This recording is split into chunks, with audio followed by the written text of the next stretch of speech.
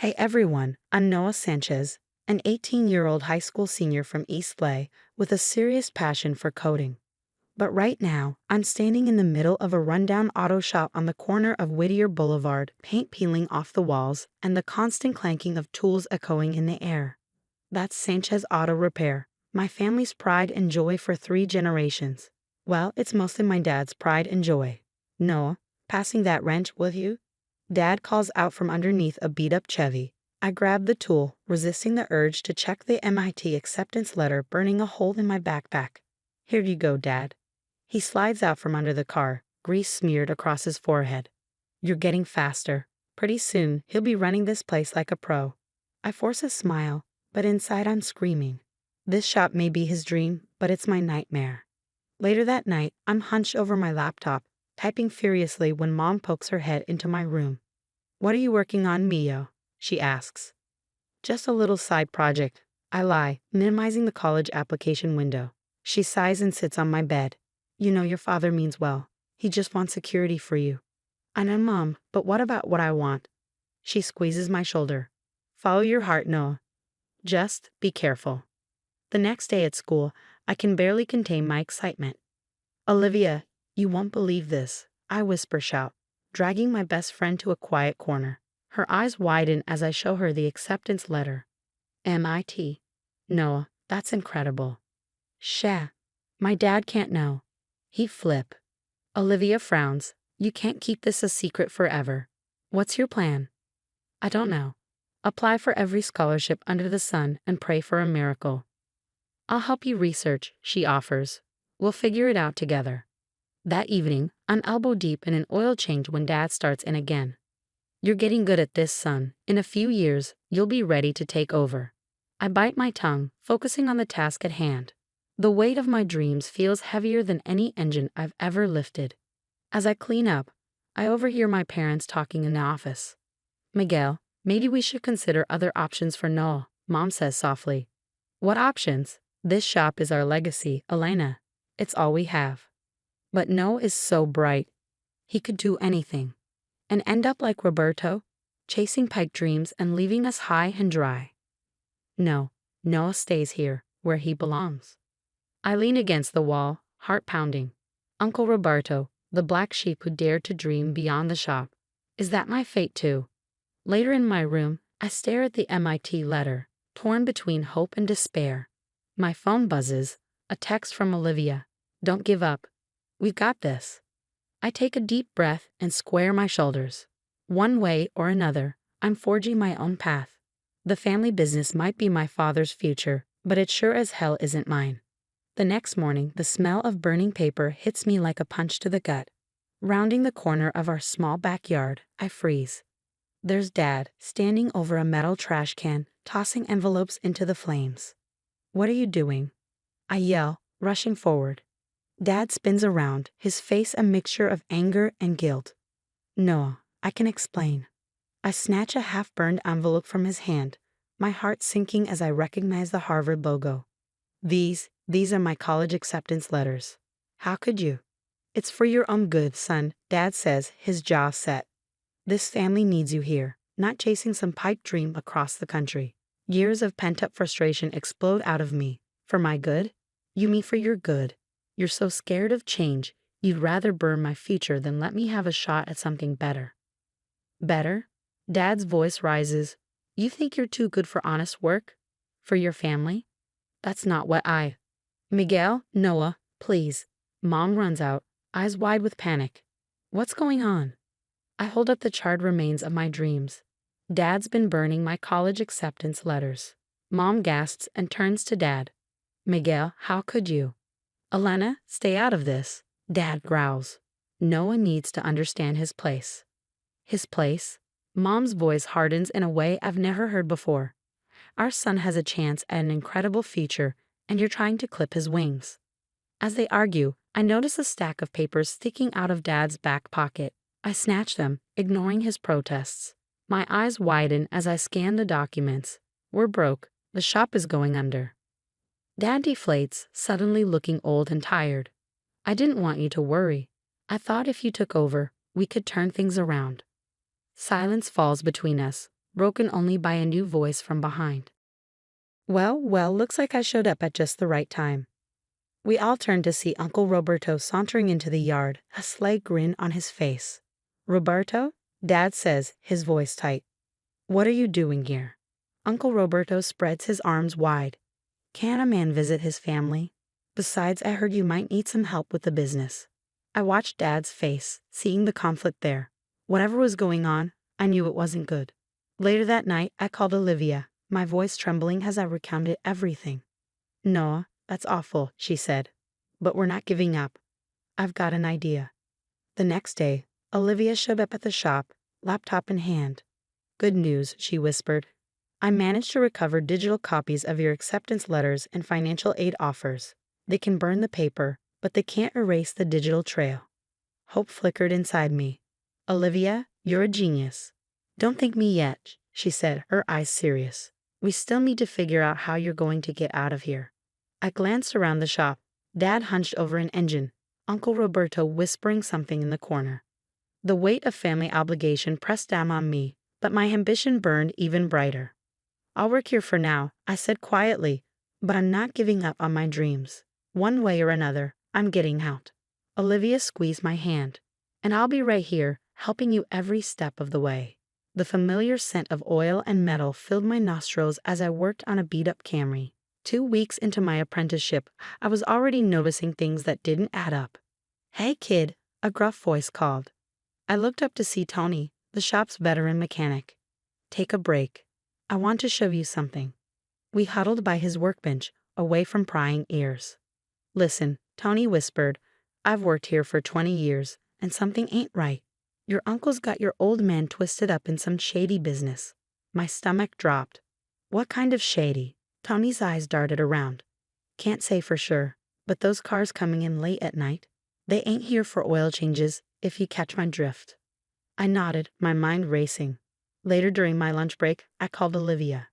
"I've got those scholarship applications filled out," she said, "just need your signature." "You're a lifesaver," I breathed, but then lowered my voice. "There's something else." I filled her in on Tony's suspicions. Olivia's voice turned serious. "No, this is big. We need to be careful."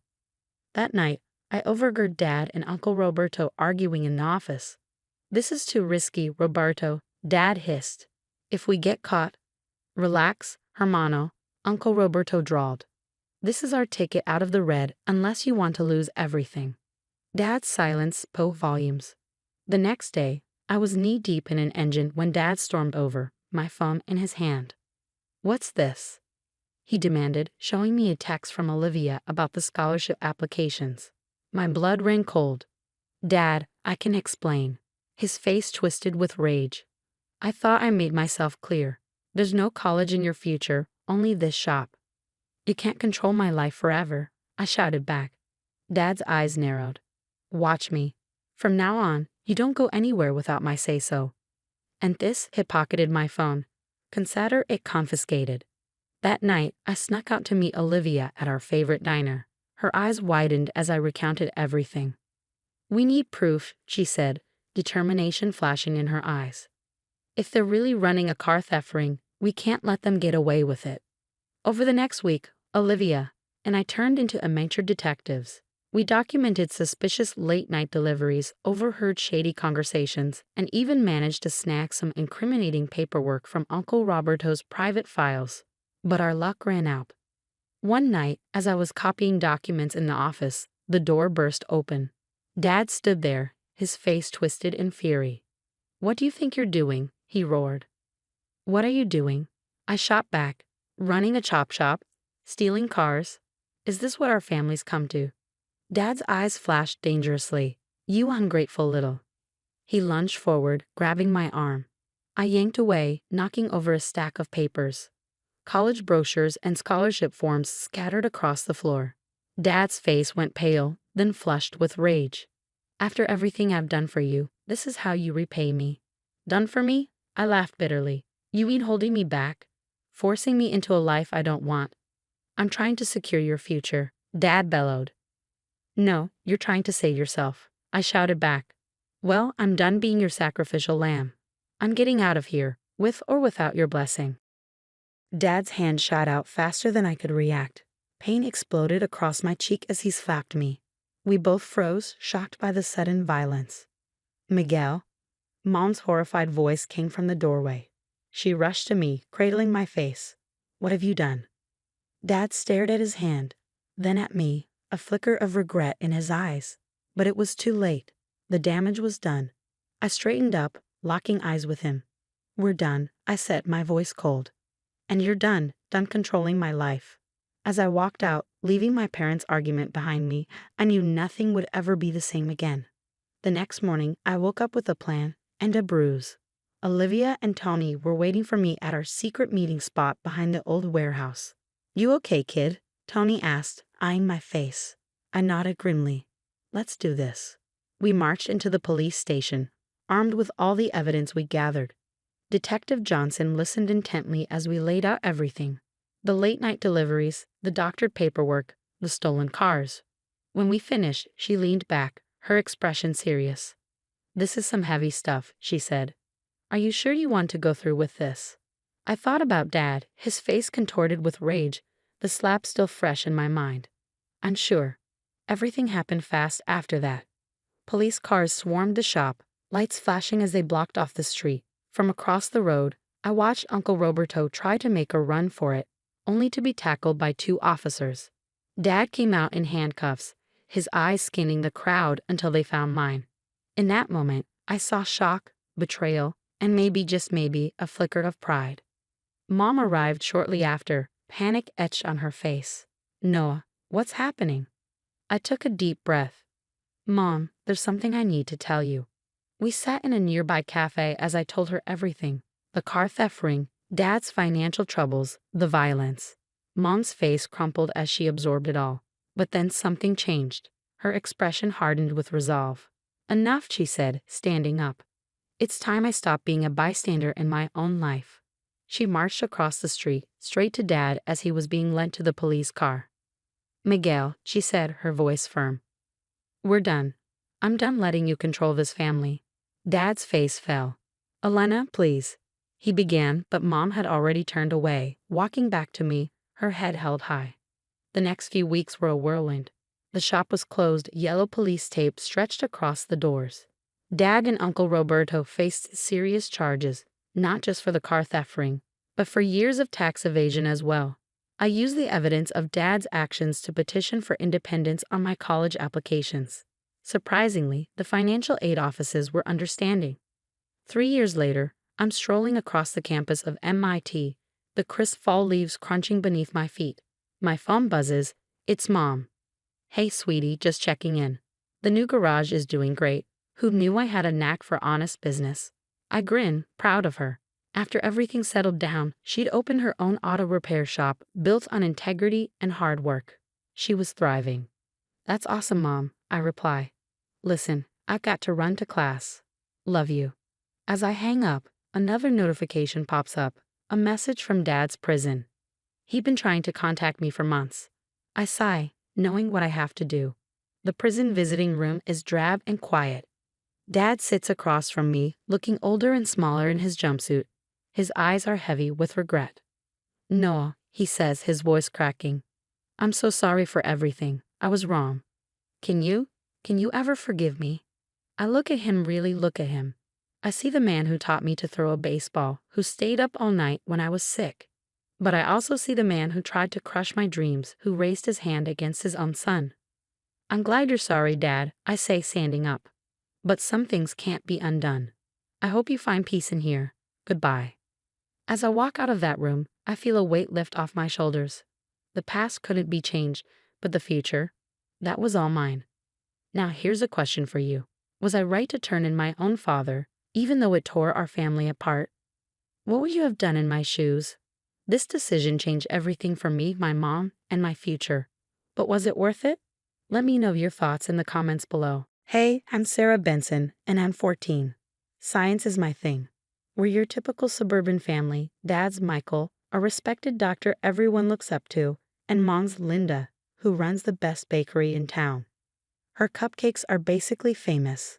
Then there's my older brother Jake, who's 18 and should be enjoying his first year of college. At least that's what we all thought. Growing up, Jake was my hero. He taught me how to climb trees, ride my bike without training wheels, and even how to stand up to the mean girls at school. Our treehouse was our secret place.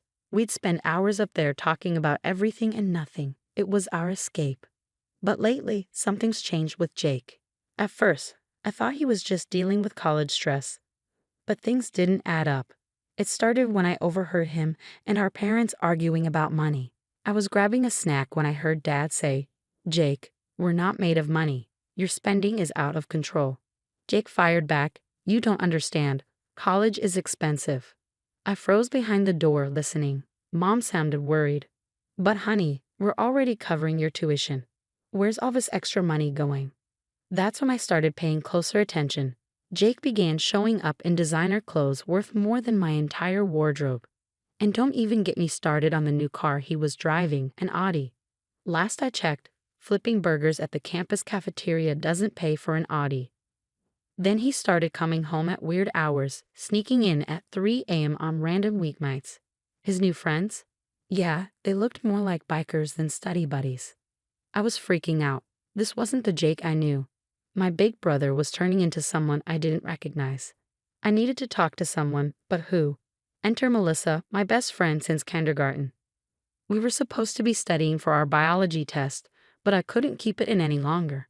"Mel, I think Jake's hiding something big," I whispered. Her eyes went wide.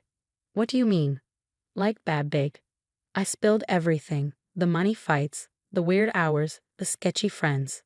Melissa's face grew more serious with each word. "Sarah, this is serious. You need to tell your parents," he said, squeezing my hand. I hesitated. What if I'm wrong? What if it's nothing and I just mess everything up? And what if you're right? Melissa countered. What if Jake's in real trouble? She had a point, but the thought of ratting out my brother made me feel sick. Jake and I always had each other's backs, but if he was mixed up in something dangerous, didn't I owe it to him to speak up? I had no idea that my decision would set off a chain of events that would change everything. At dinner one night, Dad casually asked Jake how studying for finals was going. Jake squirmed, barely making eye contact. Yeah, it's going," he mumbled. Mom jumped in. "You must be so stressed, honey. Do you need me to send you some care packages?" Jake just shoveled mashed potatoes into his mouth, avoiding the conversation. The tension was unbearable. I couldn't take it anymore. Before I knew it, I blurted out, "Jake dropped out months ago." The silence was suffocating. Dad's face turned red. Mom gasped. "Jacob Andrew Benson, is this true?" Jake glared at me with pure venom. "Thanks a lot, Sarah," he spat before storming out of the room. The front door slammed shut behind him. I felt sick. "I'm sorry, I couldn't." Mom's voice was quiet, hurt. "How long have you known about this?" "Not long, I swear." I overheard him arguing about money and... Dad cut me off. "We'll deal with you later. Right now, we need to find your brother." I couldn't stand the disappointment in their eyes. After they left to look for Jake, I slipped out to the treehouse, our safe space. But it didn't feel safe anymore. I was lost in thought when I heard the creak of the ladder. Jake's face appeared, twisted with anger. "You little snitch," he growled, pulling himself up onto the platform. "Jake, I'm sorry. I was worried about you. What's going on?" He stormed toward me, fists clenched. "You have no idea what you've done. Do you know how hard it's been pretending everything's fine? Then talk to me. We used to tell each other everything." Jake let out a bitter laugh. "Grow up, Sarah. The world isn't all science fairs and gold stars. Sometimes you've got to do what you have to survive." "Survive what, Jake? You're scaring me." He ran his hands through his hair, pacing. "I owe some people money, okay. Serious people. And now, thanks to you, I'm screwed. We can tell Mom and Dad. They'll help." "They can't help," he shouted, making me flinch. "God, you're such a child." I felt anger bubbling up. At least I'm not a liar and a dropout. Jake's eyes flashed dangerously. "You know what? You're right, I am a dropout. And you know what dropouts do." Before I could react, he lunged forward and shoved me hard. I felt my feet leave the platform, my stomach twisting as I fell backwards. In that split second, I saw Jake's face. No shock, no remorse. Just cold, empty anger. Then pain exploded through my body as I hit the ground, a sickening crack reverberating through me. Agony shot through my left arm, and I screamed. "Sarah." My mom's terrified voice seemed distant. I tried to focus, but black spots clouded my vision. The last thing I saw before darkness took over was Jake staring down from the treehouse, his expression unreadable. When I came to, I was in a moving vehicle, the wail of sirens piercing my foggy brain. "Sarah, honey, can you hear me?" My mom's tear-streaked face swam into view. "Mom," I croaked. "What?" "Jake." "Shed, don't try to talk. We're almost at the hospital." As consciousness slipped away again, one thought echoed in my mind. Nothing would ever be the same again. The hospital room was too bright, too sterile. I blinked awake, confused and groggy. My left arm was heavy, encased in a bulky cast. Mom and Dad hovered over me, their faces etched with worry. "Oh, sweetheart," Mom choked out, gently brushing my hair back. "How are you feeling?" I tried to sit up, wincing at the sharp pain that coursed through me like a shockwave. "Like I got hit by a truck. What happened?" Dad's jaw tightened. "You fell from the treehouse, Sarah. Do you remember anything?" The memories hit me all at once. Jake's anger, his hands shoving me, the terrifying fall. I shuddered, tears springing to my eyes. "Where's Jake?" I asked, my voice barely a whisper. Mom and Dad exchanged a glance. "Hez, not here right now," Dad said carefully. "We need to talk about what's been going on with your brother." Over the next few days, the truth trickled out. Jake hadn't been in college for months. He was working at some shady bar downtown, gambling away his tuition money, and hanging out with a rough crowd. "I can't believe he lied to us for so long," Mom said, her voice breaking. "Where did we go wrong?" I wanted to comfort her, but I was drowning in my own emotions. Betrayal, anger, and a deep sadness swirled inside me. The brother I had once idolized felt like a stranger. Jake's actions had consequences. He faced charges for my injury despite his weak claims that it was an accident. The court sentenced him to community service and mandatory counseling. One afternoon, Jake showed up at the hospital. He stood awkwardly in the doorway, his eyes darting around the room. "Hey, Sarah," he mumbled. I'm sorry about what happened." I turned away, unable to look at him. "Are you sorry you pushed me or sorry you got caught?" "Come on, it was an accident." "I didn't mean for you to fall," Jake protested. "Just like you didn't mean to drop out or lie to everyone for months," I shot back, my voice rising. "Get out, Jake. I don't want to see you." He left without another word, and I broke down sobbing. A nurse came in to check on me, concern etched on her face. "It's okay to be angry," she said softly, "but don't let it consume you." My recovery was slow and painful. Physical therapy was grueling, and nightmares plagued my sleep. I'd wake up in a cold sweat, the sensation of falling still fresh in my mind. Through it all, Melissa was my rock. She visited every day, bringing homework and gossip from school. "You won't believe what happened in Chem Lab today," she'd say, launching into stories that made me laugh despite everything. One day, she arrived with a determined look on her face. "Okay, enough moping. We're getting you out of this funk." "I'm not moping," I protested weakly. Melissa raised an eyebrow. "Sarah, you haven't left this room in days. Come on, let's at least go for a walk in the garden." Reluctantly, I agreed. The fresh air worked wonders on my mood, and as we strolled through the garden, I found myself opening up to Melissa about my conflicted feelings toward Jake. "I hate what he did, but he's still my brother," I admitted. "Is it wrong that part of me still wants to forgive him?" Melissa squeezed my hand. "There's no right or wrong way to feel, Sarah. Just give yourself time." Back at school, I threw myself into my studies, desperate for a distraction. Mr. Chen, my science teacher, seemed to sense my inner struggle. One day after class, he approached me. "Sarah, I've noticed your work has been exceptional lately," he said. "Have you considered joining the robotics club? I think you have real potential."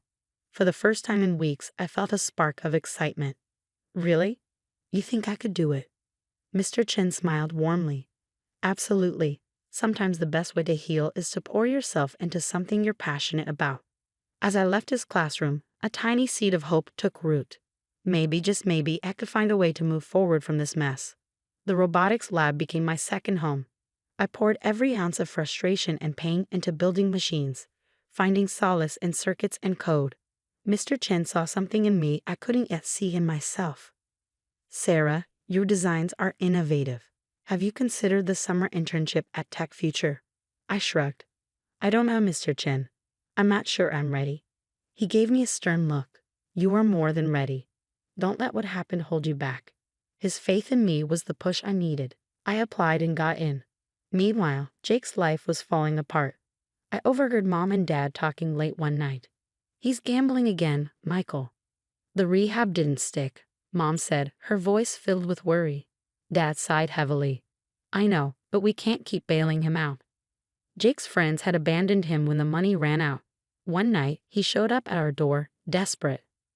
Sarah, please, he begged. I just need a little cash to get back on my feet. I stared at him, the brother I once idolized, now a shell of his former self. No, Jake, I can't help you destroy yourself. His face twisted in a sneer. Still the perfect little princess, huh? I slammed the door in his face. Years passed.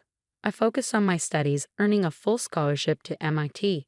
At my high school graduation, I delivered the valedictorian speech. Adversity doesn't define us. It's how we rise above it that matters. I spotted Jake in the back row, looking haggard and resentful. Fast forward to today, and I'm standing on a stage accepting an award for my work in prosthetic limb technology. Mom, Dad, and Melissa are cheering in the audience. Jake isn't here. He's serving time for fraud after a failed attempt to steal my first big paycheck. As I conclude my speech, I reflect on how far I've come. The treehouse incident feels like a lifetime ago. I've built a life of purpose and success, while Jake's choices led him down a path of isolation and failure. I leave the stage with my head held high, ready to embrace my future. I'm stronger now, free from toxic influences, and determined to keep rising above the ashes of my past. The story ends here, but I've got a question for you. If you were in my shoes, could you ever forgive Jake for what he did? Would you give him another chance or cut ties completely? Drop your thoughts in the comments below.